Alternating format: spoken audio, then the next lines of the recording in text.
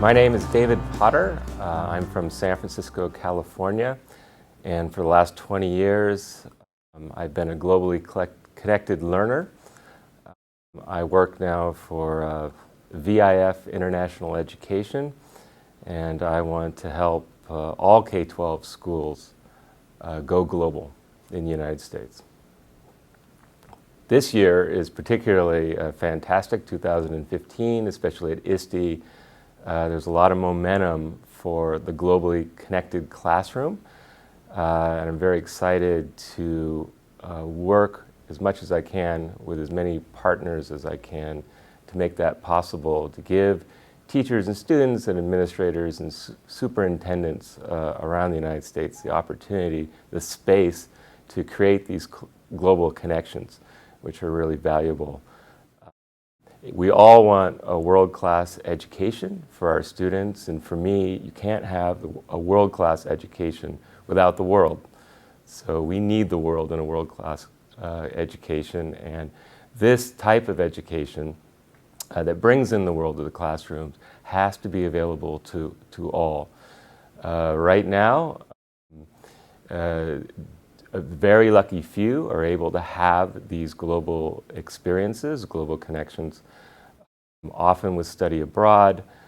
Sometimes a district might have an IB program, but for all learners to have this ability to connect with their peers, whether you're teachers or students around the world, we are going from the why to the how in that now. So that's why this year I think is particularly momentous.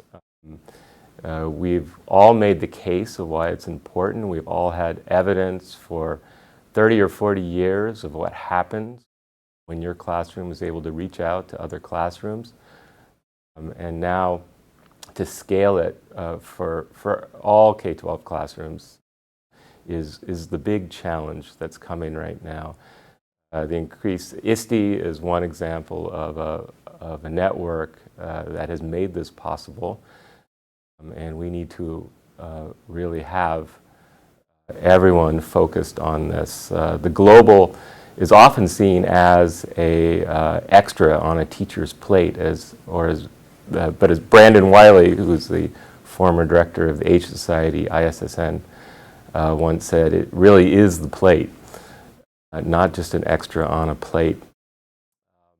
So as we go from the why to the how, we're thinking about ways that we've seen this work, and I've seen this work in my professional life the last 20 years.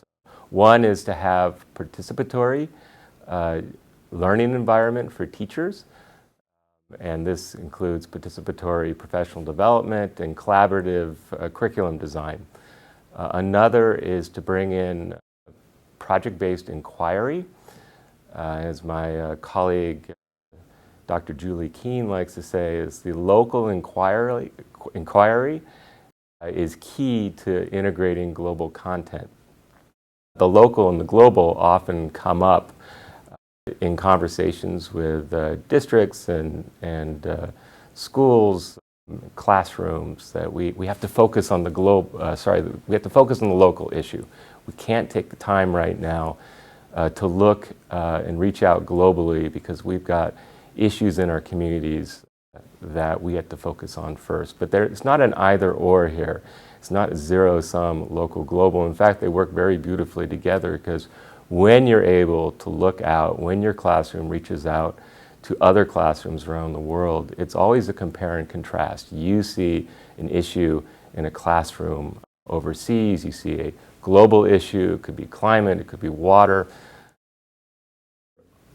All your students and teachers are comparing that with what they have in their local school. So there's a horrible word called glocal that people have made from the global local. It's horrible, and I don't want anyone to ever use this word. It kind of sticks in your throat. I hear horses whinny when I hear this word. So no one say the word glocal, please. I want to make sure, though, that we have this beautiful local global concept, that really stops a lot of classrooms from reaching out. But it's very essential. Dr. Amy Storniolo at the University of Pittsburgh has a beautiful phrasing of this, and that is that global connections, the work of global connections, is quintessentially and radically local. And I think that is a much better way of phrasing the idea of local. But we need to have our students connected with their peers overseas. It creates 4 different things. 1, it builds trust. 2, it builds respect. 3, it creates a sense of empathy. And 4th is it's very hopeful vision for our students to be able to connect with their peers overseas. So I hope everyone thinks of it as a natural part of your K-12 education is to be connected to your peers abroad. It can happen, it's worked for a long time. It's not, there's islands of incredible connectivity happening between classrooms. We need to make it for everyone now.